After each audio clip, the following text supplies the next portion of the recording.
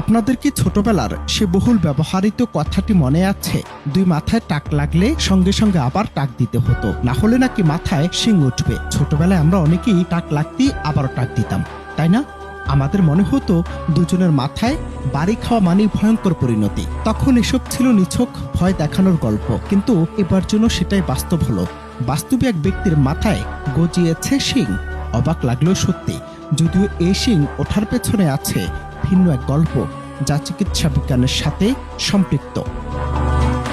ভারতের গ্রামাঞ্চলের এক সাধারণ কৃষক, নাম তার শ্যামলাল। তার মাথার ঠিক মাঝখান থেকে ধীরে ধীরে বের হতে শুরু করে শিংয়ের মতো একটি অদ্ভুত গঠন। শুরুতে কোনো ব্যথা নেই, রক্তপাত নেই, অস্তিত্বও নেই। তাই বিষয়টিকে তিনি তেমন গুরুত্ব দেননি। চিকিৎসার সুবিধার অভাব আর অজ্ঞতার কারণে তিনি ভেবেছিলেন এটা শরীরের এক ধরনের অস্বাভাবিক কিন্তু নিরীহ ব্যাপার। কখনো নিজে, কখনো স্থানীয় নাপিত দিয়ে চুল কাটার মতো করেই সেটি ছোট করে নিতেন। কিন্তু সময়ের সাথে সাথে সেই গঠন আরো বড় হতে থাকে এবং এক সময় তা আর লুকানো যায় না।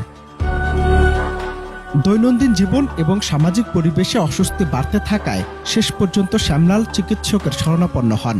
পরীক্ষা নিরীক্ষার পর চিকিৎসকরা জানান এটি কোনো প্রাণীর শিং নয়, বরং এ এক বিরল চর্মরোগ, যার নাম জায়ান্ট কাটানিওস হর্ন। এটি মানুষের চুল ও নখের মতোই কেরাটিন দিয়ে তৈরি। অস্ত্রোপচারের মাধ্যমে শিংয়ের মতো গঠনটি অপসারণ করা হয়। সবচেয়ে স্বস্তির খবর, এর গোড়ায় কোনো ক্যান্সার বা ফ্রি ক্যান্সারাস পরিবর্তন পাওয়া যায়নি। সফল চিকিৎসার পর শ্যামলাল সম্পূর্ণ সুস্থ হয়ে ওঠেন। এই ঘটনাটি শুধু একটি বিরল রোগের গল্প নয়, এটি একটি বড় চিকিৎসাগত শিক্ষা। চিকিৎসকরা বলছেন দীর্ঘদিন ব্যথাহীন বা অবহেলিত ত্বকের যে কোনো অস্বাভাবিক গঠন ভবিষ্যতে গুরুতর ঝুঁকির ইঙ্গিত হতে পারে। সময় মতো চিকিৎসা না নিলে বিপদ বাড়তে পারে।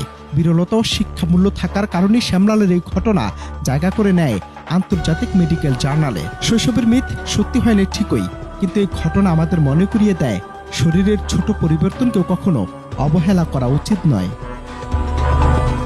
অনন্ত হাসান মাসুদ, বাংলা টিভি।